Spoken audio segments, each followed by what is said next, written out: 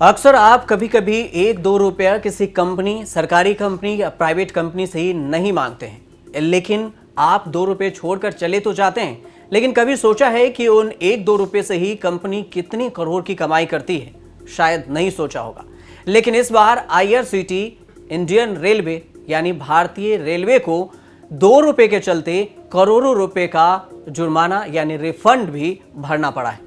तो क्या है ये कुछ मामला, पूरा मामला आज हम इसे समझते हैं कि क्यों 2 रुपये के कारण रेलवे को 2 करोड़ से ज्यादा रुपए का रिफंड एक कार्यकर्ता को देना पड़ा। आईआरसीटी को 2 करोड़ 43 लाख रुपए चुकाने होंगे। लेकिन ऐसा क्या हुआ था? राजस्थान के कोटा के सुजीत स्वामी, जो इंजीनियर और आरटीआई कार्यकर्ता हैं, उन्होंने मात्र 2 रुपये के लिए रिफंड के लिए लंबी लड़ाई लड़ी। इसका फायदा आईआरसीटी के 2,98,000 यूजर्स को भी हुआ। अब आप सोच रहे होंगे कि यह मामला क्या है। 23 जुलाई को सुजीत ने बताया कि अप्रैल 2017 में उन्होंने 2 जुलाई को यात्रा करने के लिए स्वर्ण मंदिर मेल में कोटा से नई दिल्ली के लिए टिकट बुक किया था। वेटिंग होने के कारण वो यात्रा नहीं कर पाए। उन्होंने 765 रुपए की कीमत वाला टिकट कैंसिल करवा दिया था। कैंसिल करवाने पर उन्हें 665 रुपए का रिफंड मिला।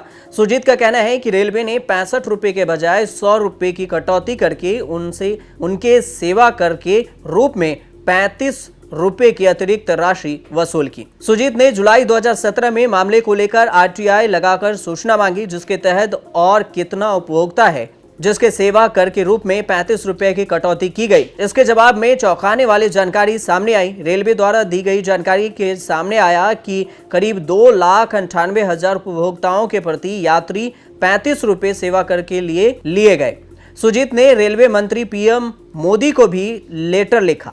सभी उपभोक्ता का पैसा रिफंड करने की मांग की गई। मई 2019 को सुजीत के बैंक अकाउंट में आईआरसीटी द्वारा 33 रुपए डाल दिए गए। सुजीत इससे खुश नहीं थे। उनका मानना था कि आईआरसीटी ने उनके 35 रुपए सेवा कर के रूप में काटे थे और वापस 35 के बजाय 33 रुपए मिले। सुजीत ने 2 रुपए रिफंड पाने के लिए फिर से संघर्ष की लड़ाई शुरू कर दी। सुजीत ने जुलाई 2019 में फिर से एक बार आरटीआई लगाकर खुद के 2 रुपए के साथ साथ सभी उपभोक्ताओं को रिफंड लौटाने की मांग की। सुजीत हर 2 महीने में आरटीआई के माध्यम से रिफंड की स्थिति की जानकारी लेते थे। सुजीत का यह मामला रेलवे मंत्रालय के वित्त आयुक्त और सचिव, भारत सरकार, रेलवे बोर्ड के deputy director passenger marketing, IRCT ministry of finance department के सचिव और जीएसटी काउंसिल तक पहुंच गया। सुजीत ने पीएम मोदी, मंत्री अनुराग ठाकुर, निर्मला सीतारमण, रेल मंत्री को कटाक्ष करते हुए ट्वीट भी किया।